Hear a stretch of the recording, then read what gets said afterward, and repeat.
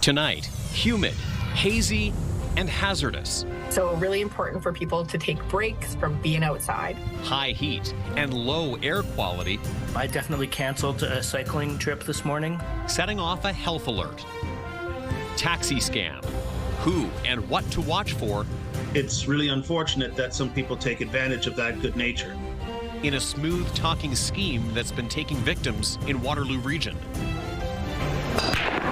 Breaking with the best. I've played in other junior tournaments like in the States and stuff, but nothing at a world level. The Kitchener teen who's going global. He took a liking to the game when he was young, and we kind of pursued it as much as we could. In the world of billiards.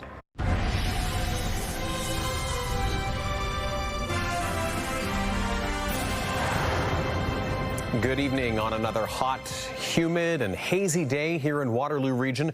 Only this time the wind isn't helping. It's bringing wildfire smoke back into southwestern Ontario, sending air quality down to unhealthy levels. Let's go to CTV's Colton Weens, who spoke with a wildfire expert about this latest situation. Colton, what did they have to tell you today? Well, Tony, I spoke with a professor at the University of Guelph who says unless you have to go outside, try to stay indoors. The smoke we see also carries many hidden toxins that can stick around for life. And the air quality mixed with the heat is a perfect storm for respiratory issues. Air quality dropping to unhealthy levels in the region of Waterloo Monday morning. Environment Canada issuing a special air quality statement for the Kitchener area with air quality in the high-risk range as smoke from wildfires in Western Canada keeps blowing over. Not great. I definitely canceled a cycling trip this morning. Air quality tech company IQ Air ranked Kitchener as the community with the 4th worst air quality in the province on Monday, with the worst area of the city for smog being the Auditorium neighborhood. A wildfire expert at the University of Guelph recommends avoiding the outdoors if you can. When you compound this with the heat, you're just asking for a respiratory emergency. So if you don't have to go outdoors, don't do it. Region of Waterloo Public Health says when the index reaches a high risk, residents with existing health conditions, young and older people are most affected and should reduce or reschedule outdoor activities. The general population should consider reducing or rescheduling if they're coughing or have an irritated throat. The air quality has improved since the morning, but experts say it's important to check it throughout the day. So you want to make sure you go to the Air Quality Health Index tool for Kitchener-Waterloo Region, and then from there you'll be able to monitor whether or not you want to be changing your plans for the day or whether or not you are taking a little bit more concern about how are you feeling. If you don't have access to cleaner air, the region has 57 clean air spaces in its communities, the same spaces used as warming and cooling centers. The region's interactive map also shows spaces that have access to water and transit options. Anyone can go during regular business hours to get relief from the heat and the poor air quality. It's really important to take breaks from both. Getalov says if you do need to go outside during a high-risk air quality statement, if you're able to wear a proper fitted N95 mask, it can help filter some of the toxins. It's what we can't see that's dangerous. So PM 2.5 up to 2.5 microns across, it's effectively invisible. And when you breathe that in, it's a bit like asbestos. It goes deep into your lungs and it just stays there forever. Now, Getalov says this is shaping up to be one of the worst wildfire seasons in history. And as climate change continues to make things warmer, dealing with poor air quality and heat warnings is the new normal. Tony. Certainly feeling it today. Colton, thanks so much. CTV's Colton Weens reporting live tonight. And let's get the latest now on the weather that we're experiencing and what we're expecting. Heading over to Alex Pinto here in studio for all those details. You can really feel it. There's just something different in the air today when you step outside. Just that kind of thickness that you run into when you just try to do anything, any kind of physical activity. Yeah, like we were saying, with the heat, the humidity, but also feeling a bit of that haze, yes, which, you know, Colton did mention there as well. We are really feeling it. It's going to be sticking with us too. So further to that special air quality statement that we've been keeping an eye on from, of course, the wildfire wildfires that we are seeing from Western Canada, reducing visibility, limiting time outdoors. Want to keep those windows, those doors shut as well, running the air conditioning, and if you don't, some fans if you can. And when we look at more mild symptoms, so eye, nose, throat irritation is possible. More serious symptoms, wheezing, chest pain, severe coughing. If you think you're having a medical emergency, that's of course when you want to call 911. And to Colton's point as well, wearing a well-fitted mask could help as well. So when we look at our satellite and radar map, we are still under that heat warning for us here in Waterloo Region. Much of southern Ontario is still under that warning, expected to go right through until Thursday, but mainly clear conditions for us as we get into the evening hours. 29 here in Kitchener, Waterloo, and with that humidex, though, it is feeling much warmer, more like 34. So that heat, that humidity is going to be sticking with us. I'll tell you when we could see potentially a bit of relief from the heat and when we could see a little bit more wet weather start to roll in. Tony. All right, Alex, we'll get those details from you later. Thanks so much. A warning tonight from Waterloo Regional Police about a taxi scam involving a fake driver and a fake customer. They say victims are being asked to help pay for a fare using their debit card, only to then have their accounts cleaned out. CTV's Krista Simpson joins us now with all of these details tonight. Krista. Well, Tony, this scam isn't new. It pops up every once in a while, and it appears to be happening again in Waterloo Region. Police say they've received 3 reports of incidents in Kitchener and Cambridge over the last day. Waterloo Regional Police say they've been told of a taxi scam that's happened at the Pine Bush area of Cambridge, Fairway area in Kitchener, and the Boardwalk in Kitchener. Police say in these cases, it's reported a man and woman are posing as a taxi driver and customer. They pull up to the victim and claim the taxi driver can't accept cash. They ask the victim to pay with their own debit card, and the customer will give them the cash. The victim is then given a fake debit machine, enters their PIN, and in the process, the victim's card is swapped with a similar card. The victim leaves with the cash and the swapped card, while the suspects now have full access to the victim's accounts, which are quickly cleaned out. Legitimate taxi operators say there are a number of red flags to be aware of, starting with the initial approach. I've been driving for 31 years, and in all those years, I as a driver have never had to pull in a third-party individual to get involved in some kind of financial transaction I had with my customers. So that's a definite red flag. Nobody does that. Another sign that should create suspicion, the claim a driver won't take a cash payment. Every single taxi driver across the region and across the country, for that matter, will accept cash. I cannot think of any reason why a driver could not accept cash. Taxi drivers also have portable debit machines, adding another level of safety in a legitimate transaction. Never let your debit card out of your sight for any reason. There's no reason that a driver needs to hold on to your debit card. It should always be in front of you. Regional police are reminding people to not share their debit card information with anyone, especially someone who claims to want help paying for a transportation fare.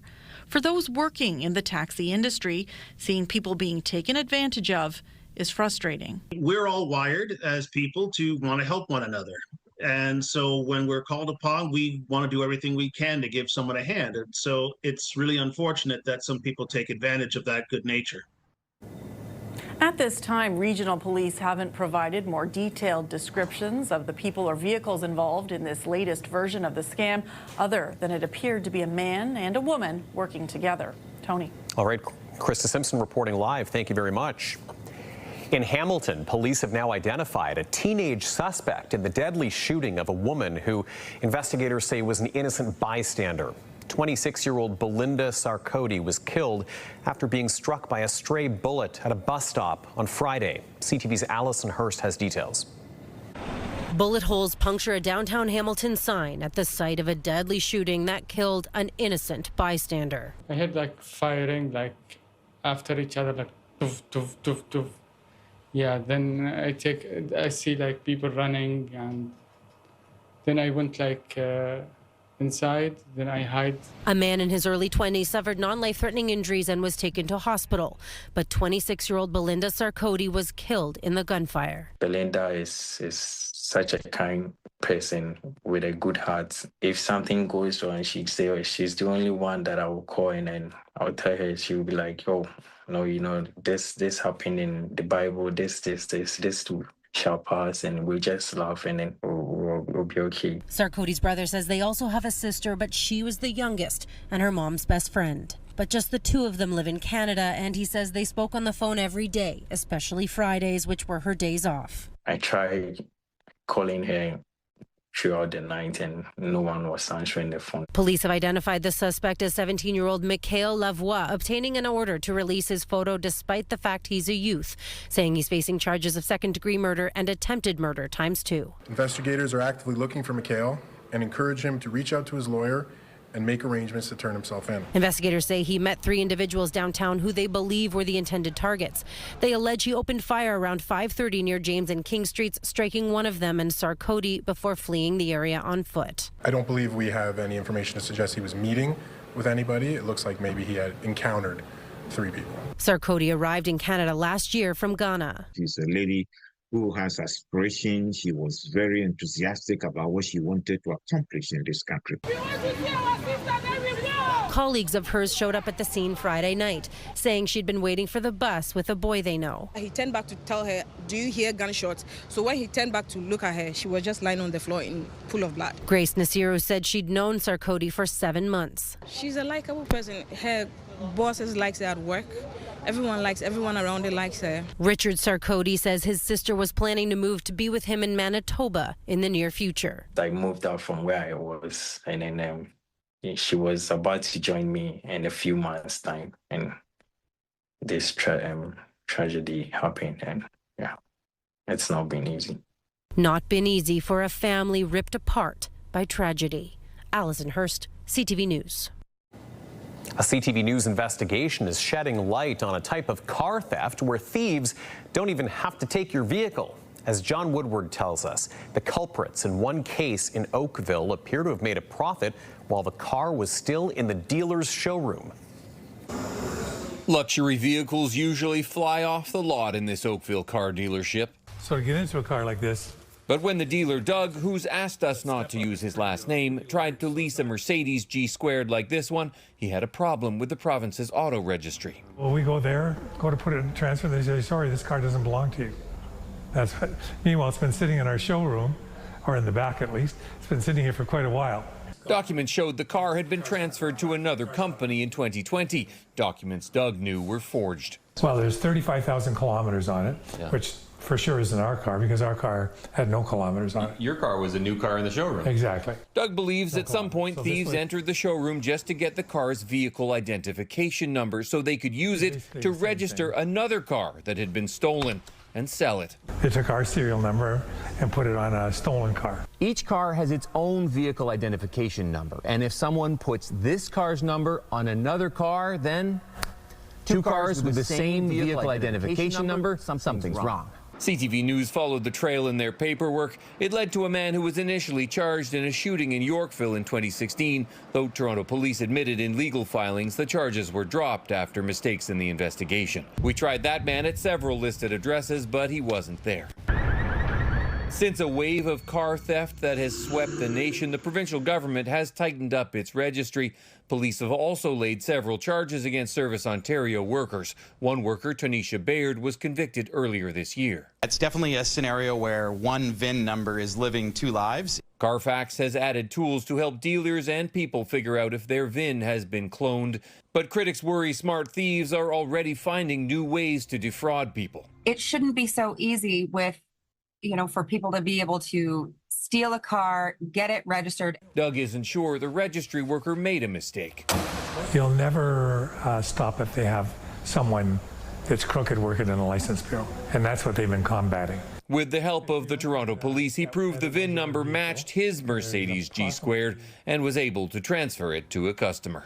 John Woodward, CTV News. Conservative leader Pierre Poilievre was in attack mode today, going after the Prime Minister for promises made about his financial assets and potential conflict of interest. Mark Carney has now disclosed a fuller picture of his investments to the Ethics Commissioner. With more, here's CTV's Judy Trin. There is a cornucopia of conflicts of interest in these investments. The Conservative leader is raising concerns about the Prime Minister's business dealings in his past life. Before entering politics, Mark Carney sat on the boards of Brookfield Asset Management and Stripe, a credit card software company. He has millions of dollars of assets in the two companies, which he put in a blind trust. I comply with my responsibilities. I comply with the rules well in advance. New disclosures filed by Carney to the Ethics Commissioner revealed that Brookfield and Stripe own or control more than 100 other corporations, including clean energy businesses and real estate. The list of potential conflicts goes on and on. How can he possibly be involved in developing a budget when all the tax policies could impact on his investments directly or indirectly?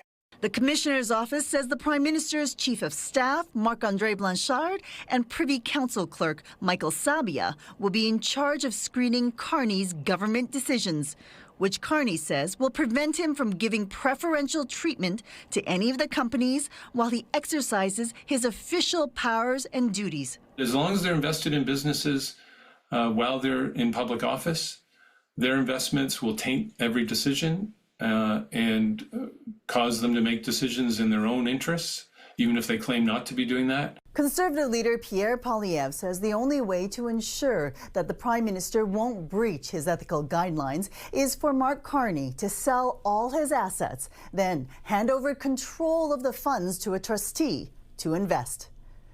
Judy Trin, CTV News, Ottawa. And a reminder to sign up for the CTV Kitchener newsletter.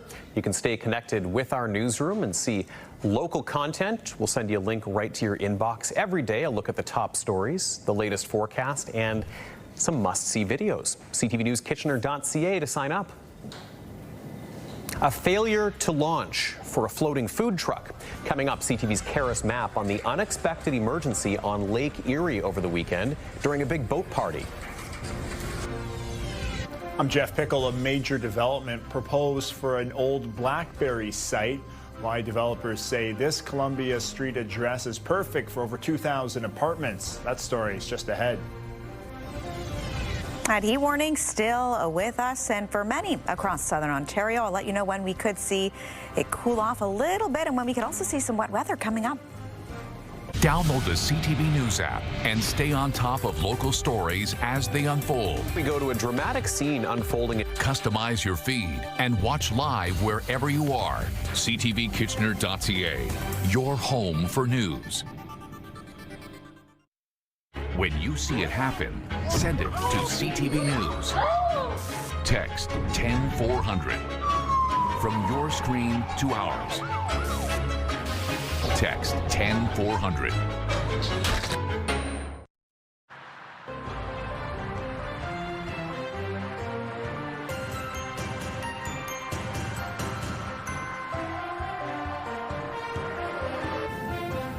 A big development's planned in Waterloo on the site of some of the former BlackBerry buildings. What were known as BlackBerry 6 and 7 could soon be home to 5 apartment towers stretching more than 40 stories high. CTV's Jeff Pickle keeping an eye on this story for us tonight. And Jeff, for those who don't remember the buildings by their former BlackBerry names, just describe exactly where this is for us. Yeah, Tony, it's on Columbia Street between Phillip Street and the train tracks just across from the University of Waterloo. And the plan is to knock down the 2 buildings and put up those 5 towers in their place. This is the site in question. The building is asking for a zoning changes that would allow them to build those 5 towers in total, 3 of them 41 stories and another 2 towers that are 37 stories. In total, the project would add over 3,200 bedrooms in a mix of 1- and 2-bedroom units.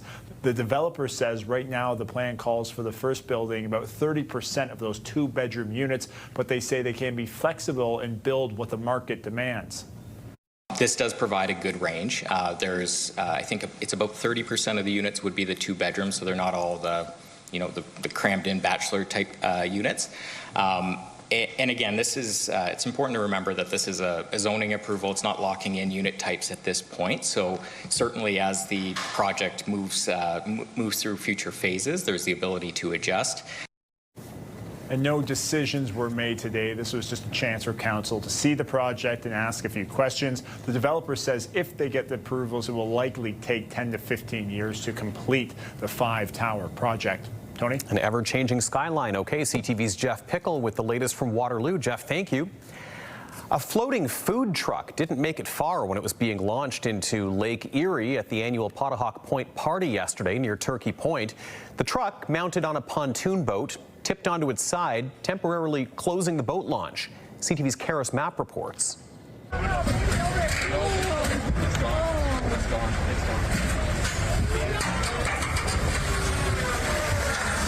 An uncommon sight for people at a Turkey Point marina. The Big Rig Burgers floating food truck flipping onto its side while launching into the water. We're just happy that nobody was hurt. Thank goodness it happened where it did and not out in deep water. Planning to feed partiers out at Pottahawk Point on Sunday. We backed down our boat ramp and the one pontoon was full of water, and as soon as the pontoon boat hit the water, it immediately rolled right over. The truck made its first ever launch last weekend successfully at Bellwood Lake. This time round. Oh no! Nearby staff and customers instantly springing into action. We've never had this situation before, but we've had, boats sinking and fires and whatnot in the past. Thompson confirms there were no injuries or water contamination. It's basically the shell of a Peterbilt transport truck. There was no oil leaking in the water.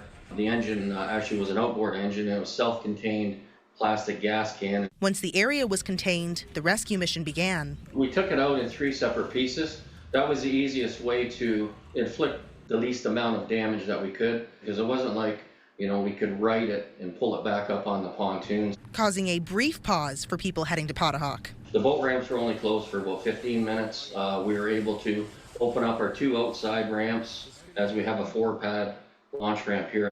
Having never seen a floating truck before, marina staff say they're grateful for the outcome. As far as I'm concerned, it went as smooth as a situation like that can. I mean, they don't write that in the book for you to train your staff or your customers in an emergency situation. It wasn't just me; it was a team effort, and it goes to show you, that the public can come together in these situations to help each other.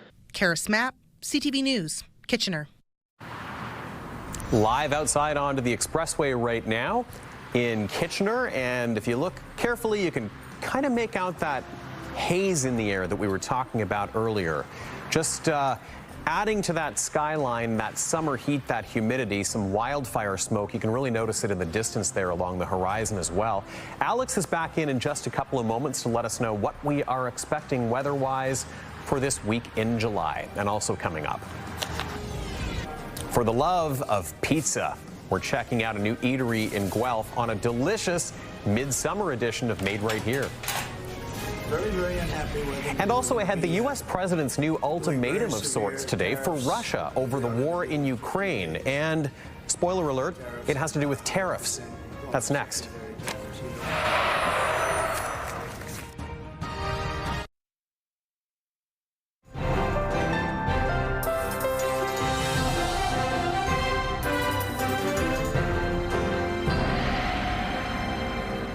Okay, welcome back. Alex is here with our forecast. Did you have a nice weekend? I did. We were just talking about how it was nice to kind of do nothing. You need one of those in the summer, because I feel like, I don't know about you, but my summer calendar, the weekends, they fill up so fast. Packed. And then you start to go, when am I going to make time for new things? So you just kind of stop down sometimes and do nothing. Yeah, and it's so nice. And I was noting too, it almost makes the weekend feel a little bit longer. It did. At least for me, to kind of not have plan after plan after plan. Yes. So it's nice. Well, I'm glad we're on the same wavelength. You had a pretty relaxing one, too. I had a really relaxing weekend, yeah. Cleaned the house, did some running, didn't go far.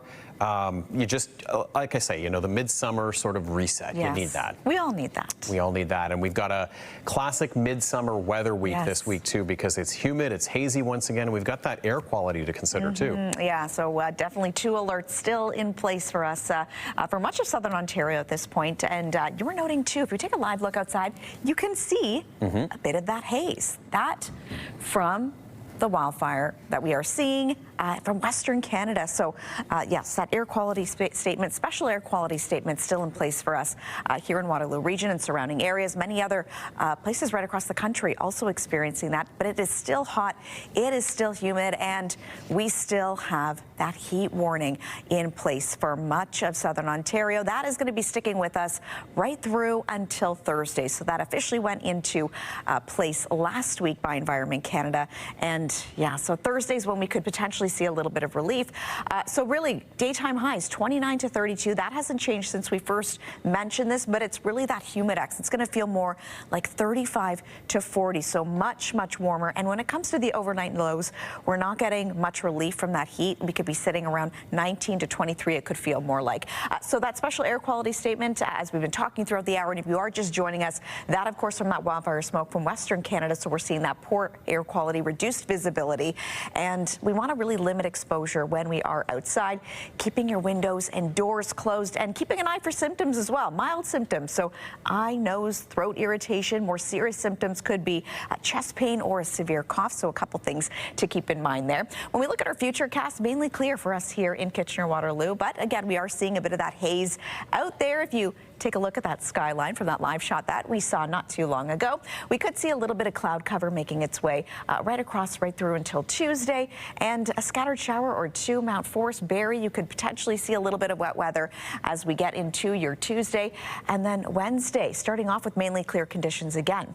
So 29 right now here in Kitchener-Waterloo, 28 in London, 29 in Barrie, but it's with that humidity, it's feeling more like 34 here in Cape W. If you are closer by the water, you are getting a little bit of relief from that heat, but it is still a hot one out there.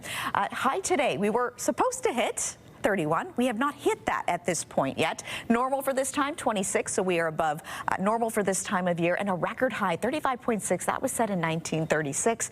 On this day in 1950, the record low, 6.1. And that sun now setting at 9:01 p.m. We are inching a little bit closer, getting past that 9, but it's still long evenings out there, which is nice to see. So overnight 18, mainly clear with a bit of that haze still in the sky. That haze sticking with the sunny conditions as we look to tomorrow.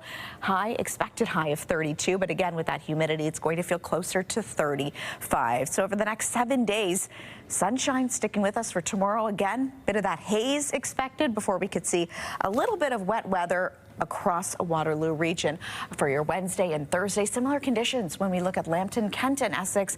Again, chance for a bit of active weather for your Wednesday and Thursday, and hopefully Thursday we start to see a little bit of that cool down as well.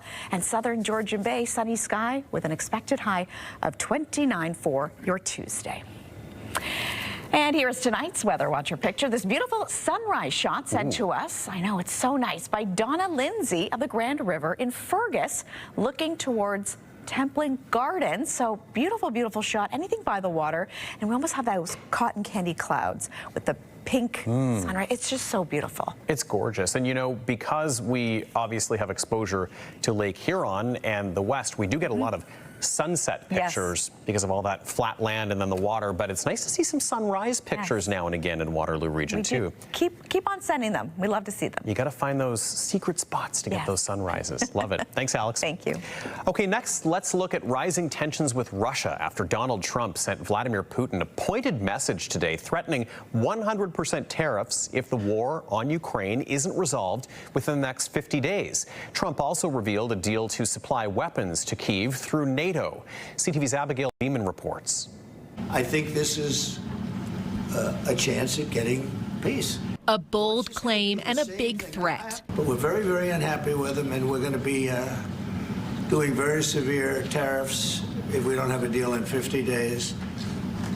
Tariffs at about 100%. U.S. President Donald Trump hosted NATO top boss Mark Rutte in the Oval Office, promising billions in military equipment, including Patriot missile defense systems purchased from the U.S. by NATO allies.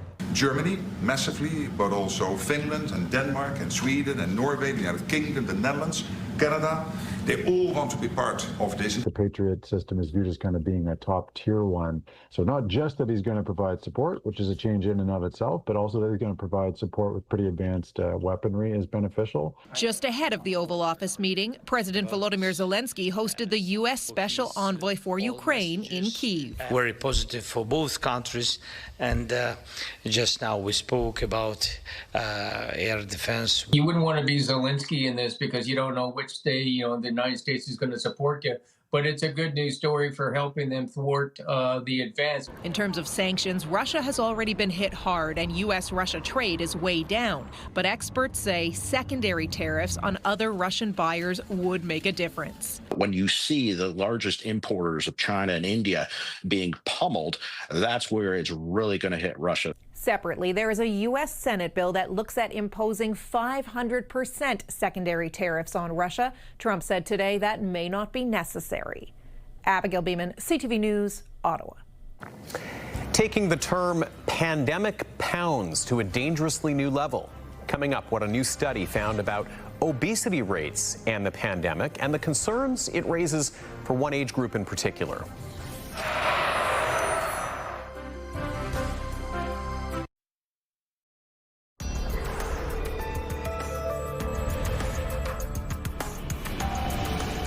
TikTok's CEO is asking Canada's industry minister for an urgent meeting about Ottawa's order directing the company to shut down its Canadian operations. In a letter obtained by the Canadian press, TikTok's Shu Chu wrote to Melanie Joly July the 2nd, asking for an in-person meeting within 2 weeks. It came after an order from Ottawa back in November that TikTok dissolve its Canadian business following a national security review of its Chinese parent company ByteDance. However, the app itself would remain available to Canadians. Chu argues that order was made when it appeared that the U.S. would ban TikTok. However, U.S. President Donald Trump extended that deadline last month. Uber is launching a new account for seniors. The company says it's aimed at making getting around easier and more accessible for older adults. Uber says the senior account includes larger text and fewer buttons. It also allows people to easily store frequent destinations. The new account is being rolled out today across the country. Well, the Prime Minister is set to meet with his cabinet tomorrow amid ongoing trade talks with the U.S. The meeting comes as the U.S. has threatened to impose 35% import tariffs on August the 1st. CTV's Sean Leathong has more on how one business has been coping in this current economic reality. Despite the obstacles created by a trade war, this is a company finding a way to thrive. At the Mississauga headquarters of Healthy Crunch, workers are packaging fruit and seed mix that will be shipped all over the world. I think that what January 2025 taught us with the initial set of tariffs is that you have to diversify your retail customer base.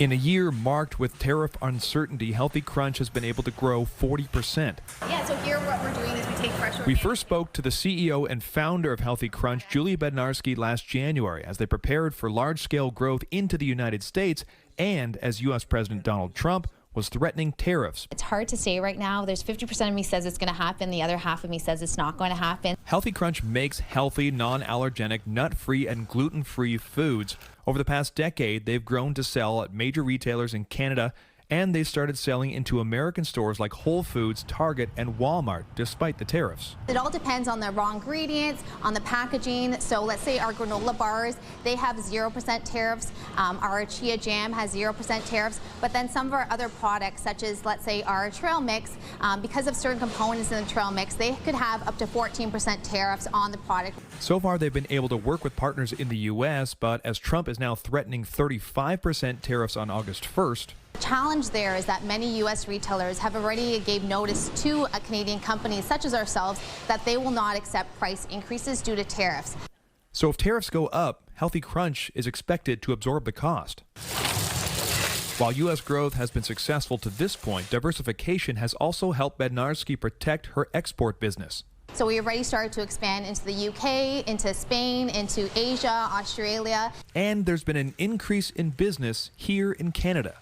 People are looking for made in Canada products because they don't want to be affected by tariffs, shipping in products or buying products from the U.S. market. And so it's been a great opportunity for us just to expand our products internationally. Healthy Crunch proudly marks their packaging with the Made in Canada label, letting customers know that they're buying local. In a year where it's been difficult to plan, this has been their most successful to date. Sean Leathong, CTV News. Let's recap the top stories we're following on this Monday evening. Leanne Evans in studio with us. And Leanne, that air quality once again hitting unhealthy levels here in southern Ontario. Yeah, Tony, and with the heat and humidity, it really is the perfect recipe for respiratory issues. A wildfire expert we spoke with says that unless you have to go outside, to stay indoors, as the smoke we see also carries many hidden toxins that can stick around for life. There are 57 clean air spaces in communities across Waterloo Region if you need a break from the air out there. A warning tonight from Waterloo Regional Police about a taxi scam involving a fake driver and fake customer. They say victims are asked to help pay for a fare using their debit card, only to have their accounts then cleaned out. Police say they've received 3 reports of incidents in Kitchener and Cambridge over the last day. In these cases, police say it appeared to be a man and woman working together, posing as a driver and customer. And online tonight, Leanne, our digital team has details on an investigation in Guelph after a trailer was reported stolen, but that's not the entire story here. No, it's not, and it wasn't an empty trailer either. There were about 400 tires inside the trailer when it was taken from a South End business Friday afternoon. The tires worth about $100,000. For more information on this story and to find out exactly what happened, scan the QR code, download the CTV News app, or as always, it is ctvnewskitchener.ca to take you to the website. Tony. Okay, Leanne Evans with our top stories. Leanne, thank you so much. Thank you. Pizza lovers in Guelph have a new choice. Bonza Pizza's homemade toppings and cheesy pies are the mouth-watering centerpieces for this week's edition of Made Right Here. Hi, I'm Luke, co-owner of Bonza Pizza here in Guelph. We're pizza lovers. It's like one of the greatest foods on earth. And I want to make a product that respects that, that's delicious, that's consistent. I think the goal for us is that it's good and it's always good, whether it's pizza 1, 50, or 1,000. We'll probably have between 6 and 8 pies on the menu. What you'll see are familiar sort of classics that have a little bit of a sort of a chef's twist to them. I come from a fine dining background, so I like to put a little bit more craft into the way the pizzas are made. And this whole process is really by feel. It all starts with the dough. A good pizza is the bread first. So we put a lot of care and attention into how the dough is crafted. I make a lot of the toppings myself, so instead of using processed, sort of bought-in product, I'll be preparing and processing it myself with my team. We'll have things like braised short rib on pizza or house-made sausage. I go as far as to offer a vegan pizza. So there's a variety of different flavors and tastes and textures, and all of it is curated with sort of a chef's perspective. My favorite pie is probably the Frida. It's our version of a margarita. It's named after my youngest daughter. It's very dear to me. The flavor is great. There's some very special ingredients on it. It just makes me feel good. I love pizza. I've always loved it. It's like one of the most iconic, one of the most nostalgic foods in my life. So many good memories are tied to pizza, and I know a lot of people agree with that. And people are happy when they eat it. I feel happy, my friends are happy, you know? It's just one of those things that's just like, it's a forever food, and people are so passionate about it, you know? People will argue over pizza, and there's not many foods out there that are like that. Later on CTV News, a junior pool shark takes his game to the big leagues. We'll meet the Kitchener teen who's blasting his way onto the world stage of billiards.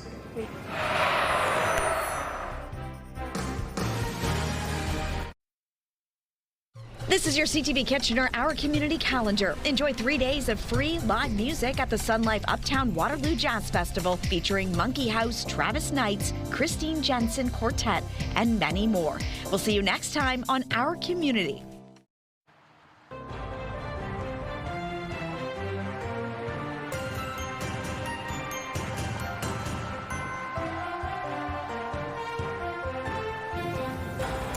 A new study looking at obesity rates has found the pandemic was not good for waistlines. It found those rates, particularly among young adults, rose faster than they had in the previous decade. The results raise concerns about the potential long-term health impacts, as CTV's John Venevali-Rao reports.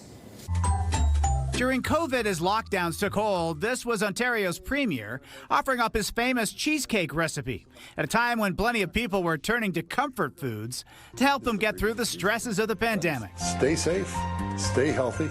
But the pandemic's disruptions to daily life appear to have taken a serious toll on waistlines, with obesity rates growing faster than they had in the previous decade. It's an entire societal issue that we need to take a look at and think about what that impact of the pandemic has been for everybody. The study, led by researchers at McMaster, analyzed data over 15 years from nearly 750,000 adults and was based on the body mass index. It found obesity rates went from 25% in 2009 to nearly 33% by 2023. With the rate of increase doubling during the pandemic to roughly 1 percentage point each year. Especially for young people and for women, the rates of obesity rose at a much higher rate than for other groups during the pandemic. Obesity can bring with it a higher risk of serious health issues, such as type 2 diabetes and certain kinds of cancer. It's not certain exactly why the rates increased. At the time, schools, gyms, and workplaces closed. Everybody has to have Chips Ahoy. And people did spend a lot more time at home, near to their kitchen. Why would people have more of an intake? Maybe because of the isolation, maybe because of depression. So all these challenges could have led to greater amounts of calories going in.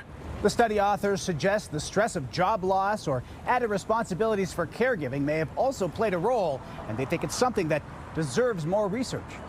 John Venevali-Rao, CTV News, Toronto. And more news in just a moment. First, over to Alex.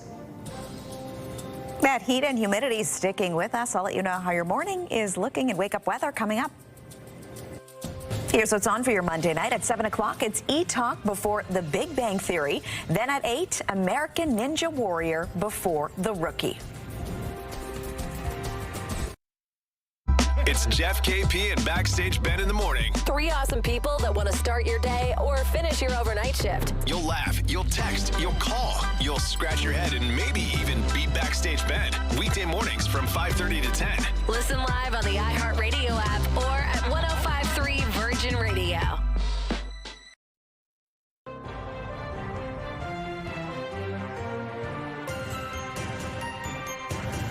Okay, let's check in with Leanne one more time, find out what our team is watching for this evening. Leanne.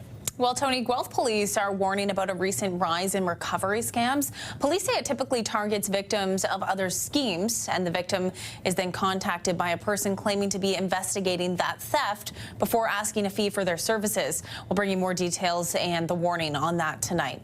Also, West Nile virus found in Woodstock. A mosquito trap tested positive for the virus. Southwestern Public Health officials say this is the first trap to test positive in their district this year. We'll bring you these stories and more at 11:30. Tony. Okay, Leanne, thank you so much for that. And I feel like with the kind of weather we've had, no surprise, we've been seeing a lot more mosquitoes around. I got bitten alive on Canada Day. They were out where I was in full force. Yeah, a few people here were actually talking about that. I overheard from over the weekend too. We're seeing more and more, and you know, it's that time of year. It certainly is, and the heat adds to it. It sure does, and that heat is sticking with us as we get into your Tuesday. We are going to see pretty much a day filled with sunshine, but notice that haze in the morning around 6 a.m. or so. By 10 o'clock, we're going to be hitting 26, but again, with that humidex, it's going to feel much warmer, more like in the 30s. Sunny conditions, though, sticking with us before we could see a little bit of that wet weather start to roll in, potentially for your Wednesday, and then that heat warning expected to end by Thursday. So hopefully we get a little bit of relief from that heat as we look ahead to the end of the work week, but it's been a hot one. Yes, feels like July out there for sure. Well, before we go tonight, a Kitchener teen is shooting his shot in the world of billiards. 17-year-old Andy Papazotos was crowned one of the top junior pool players in Canada over the weekend. And now he's got his sights set on the World Junior Championship in Spain this November. CTV's Alexandra Hollick now with that story. When it comes to playing pool, Andy Papazotos has been on the ball for most of his life. I always played pool because my dad had a pool hall since he opened in 2010. I was not even 3 yet, so I've been around it my whole life, really. The 17-year-old says he picked up the sport more seriously during the pandemic, playing in his dad's pool hall and pub. We were playing on teams together, and he started taking him around to some tournaments, and he got a lot better really quick. George Papazotos sold the halls but didn't want to stop his son from pursuing his passion. So he converted his garage to a pool player's paradise. We revamped the whole thing and, redid it all and put in a heating and AC unit so he could play all year round. And it paid off, with Andy winning the National Junior Championship in the boys under-19 group. I was runner-up for 3 years in a row. So the past 3 years I was runner-up, and then this year I finally got it, so it felt pretty good. I was nervous for him too. But I know what he can do. Like, when the pressure's there, I know he would pull through. The teen also credits his coach for his success. You could see right away from his first lesson that he had a ton of potential and was really a candidate to be one of the players that could win the national championship. Now Andy's looking forward to his big break in even bigger leagues. It's always nice competing against people who are because these are the best people from all around the world, so it'll be interesting to play against those guys. After this, Andy chalks up his cue for the World Junior Championship in Spain, where he'll represent Canada as one of 32 under-19 players from across the globe. Alexandra Hollick, CTV News, Kitchener. All right, I don't know about you, Alex, and first of all, great work by Andy and all the best. I don't know about you, but billiards, to me, falls into that category as far as my abilities go. It falls into the category with bowling and darts. Yes. I either feel like I'm on fire and I'm just crushing everything, or I'm completely horrible. I'm the exact same way. I either have a great game or it's terrible. It's not consistent throughout. And same with darts. I was going to say, definitely in that same category with darts. I think I got a bullseye one time. Nice. No one was watching and no one believed me. Of course not. Then, it happened to me too, and it was under the same circumstances. I promise, it did.